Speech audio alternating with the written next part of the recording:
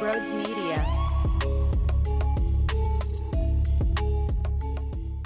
It is day 3 of being Super Bowl champs, and I am not tired of it. I love waking up, making a cup of coffee, knowing we did what we did to Andy Reid. We did what we did to that Chiefs offensive line. We did what we did to Pat Mahomes, who probably is having legitimate nightmares and sweats. There's nothing worse than when you're flip-flopping, waking up every 30 minutes, you're sick, you're coughing, you're profusely sweating, you're ripping off your clothes to try and make it feel better, but then you're down to your boxers and you're still sweating and you can't believe it. You need to catch sleep. That's Pat Mahomes every single night since Sunday, and it's probably not going to stop. It's going to be weeks and weeks of hell. It's going to be weeks and weeks of torture. And I guess you kind of deserve it, considering you shit the bed and you were so garbage. And I know that the Eagles were the ones to sort of dictate that.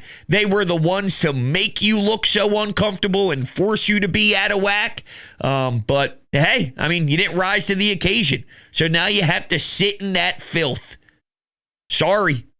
That's the price, the price you pay. I would like to speak, but I can't properly because I'm so excited about my football team. All right, so here's where we begin today's show. When did you know? Reflect back to the regular season. This one was strange. The first 2 weeks was abysmal. Even coming off of the bye week, you had your head coach against the Cleveland Browns squeak out a win and look like a dope. You beat a New York Giants team who clearly suck. So when they were 4-2, and they did turn the page from the first 4 weeks after the bye, it still had an uncomfortable feeling about them. So what was the sequence? Or what was the one game in particular where it registered in your brain that this team, they can do something serious? Now, I have 2 major parts of the season that I want to bring up. The second half of Cincinnati, they were 4-2 at the time. The second half, they scored 27 points, and they finally looked like a team that had a different step in them. And that was big for me because I didn't know if they had it in them at all. So that was the first time where they looked to be a team that was different from the first 6 games of the year. They hit a new level. They showed signs of a team that you watch and you go, oh, whoa, whoa, whoa, whoa, whoa, whoa, whoa, whoa, what do we have here? Whoa, whoa, whoa, whoa, whoa, whoa, whoa, if they maximize that, now we're talking. Now we're playing with something serious. So I never knew if this group, through 6 games, even had it in them.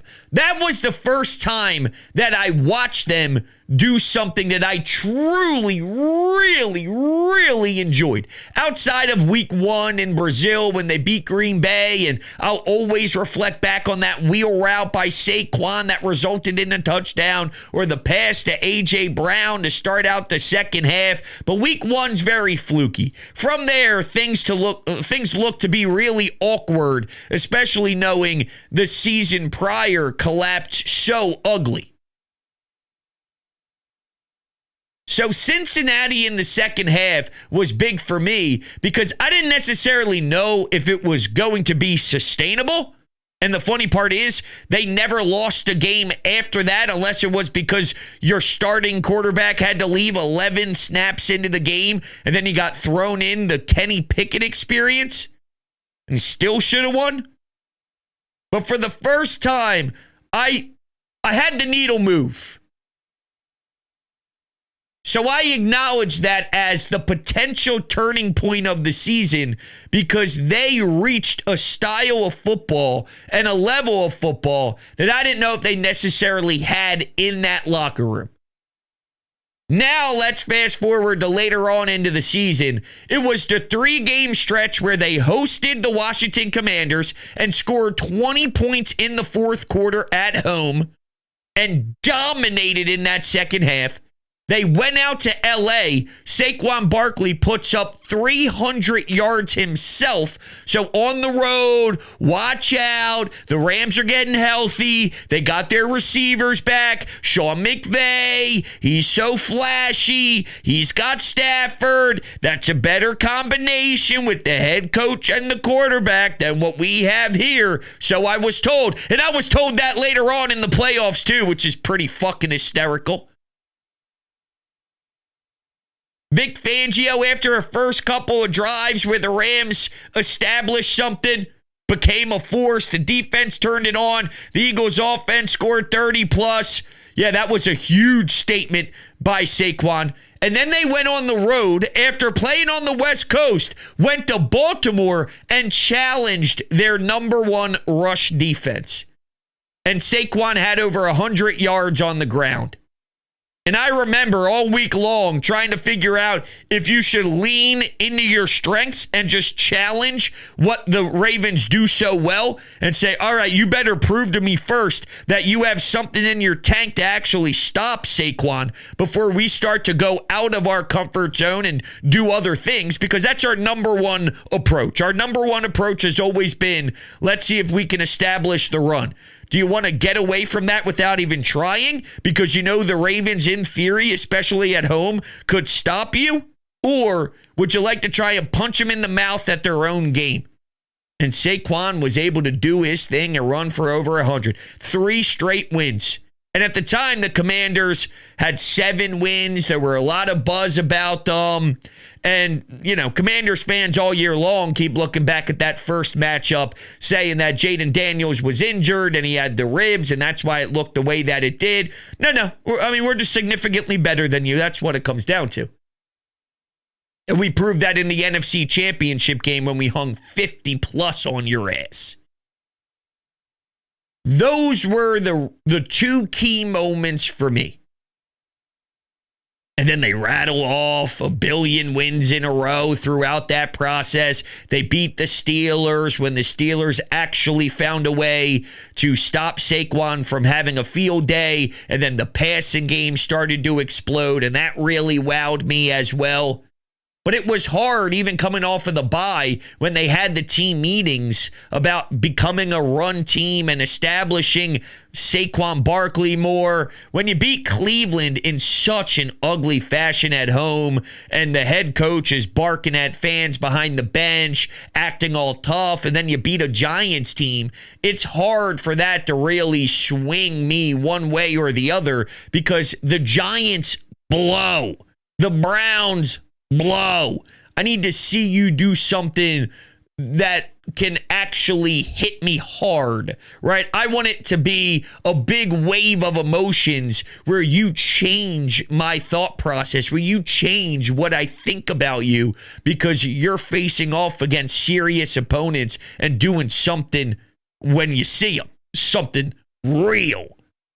And that second half against Cincinnati was the first eye-opener where I thought, all right, that's the team that can be serious. That's the team that can go out and do damage, where you don't want to mess with them, where you're afraid when they are clicking as smoothly as they did there. You don't want to go up against that beast. You don't want to see that team. And then from there, they really just kicked it into gear. So that's where I saw it all season long. What else is going on here? Well, Kellen Moore went to the Saints. As we look at some of my notes, it's hard for me to really get into that right now. I'm still in reacting mode. I'm still in absorbing what this season was mode. I have so much faith in Howie Roseman. I have so much faith in the leadership of this organization right now that I feel they're going to do the right thing. But I do want to at least say this for my very early thoughts of what the coordinator position should be.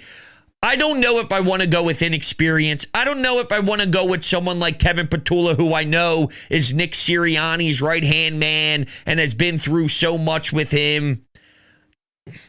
To me, I really loved what they established with this Vic Fangio, Kellen Moore stuff. Experience.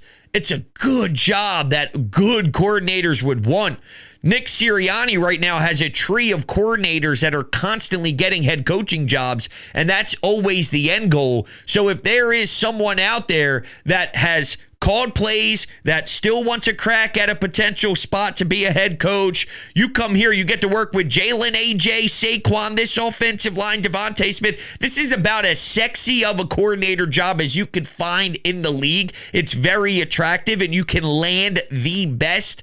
I want to get someone like Kellen Moore, like Vic Fangio. I want to get just good experience. I don't want to try the Brian Johnson thing again and have an internal hire. And I don't know, maybe Kevin Patullo is very good. Maybe he is very sharp. And just because the Brian Johnson experience wasn't very good doesn't mean that the next guy is going to fail. And that is the normal trajectory. But just seeing how much better and how much there was just the foundation set with the Kellen Moore, with the Vic Fangio. I love what Nick Sirianni provides, but I think he's, not that he can't grow, because I think he's just going to continue to improve. But I know the Nick Sirianni offense, I mean, he constantly gives that up whenever he gets it back. So it's not my favorite thought, going in-house with inexperience. That's my very early thought of Kellen Moore leaving. But I'm just not really in that headspace right now because I'm trying to reflect back on how we got here, what Friday's going to be like when I look forward, when I realized that this team was something special.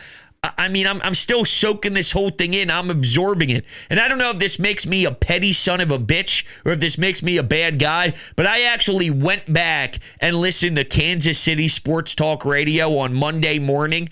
I went back to their Monday morning show and wanted to hear the first initial natural reaction. They were still in New Orleans, so they were doing their reaction first crack at it on the airwaves from New Orleans after such an ugly loss, and there was a split. There was a divide on how the hosts were feeling. One host said, yeah, we'll be right back. Don't worry about it. Next year, Super Bowl champs, book it. Pat Mahomes, you know he's going to want revenge. You know this is going to eat him alive. So let's just get back to work, fix some stuff on the offensive line, figure out what we can do to improve. I got so much faith in Andy Reid, and let's see how it goes. Then the other host goes, I don't know.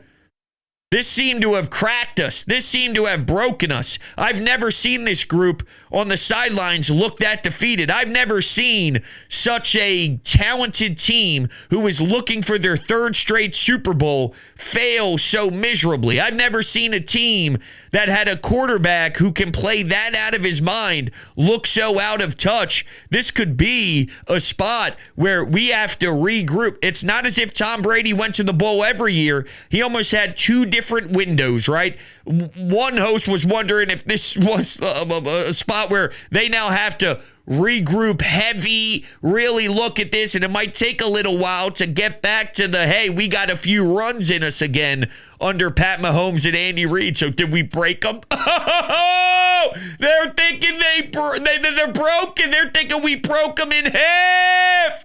And I was enjoying every single second of it. So maybe there's a problem with me because instead of just sitting in the greatness of this town and listening 24/7 to everything we're saying here in this beautiful city and reacting as one, I'm listening to what New York Sports Talk is saying about Saquon lifting the Lombardi in an Eagles uniform. I'm checking in to see what Kansas City is saying, knowing that they are feeling a ton of pain. That does sound like a personal problem. There's probably something psychological in that says, yo, you're a psychopath and you're an idiot. But whatever, that's just who I am. You got to take the good with the bad. If that's the bad, so be it.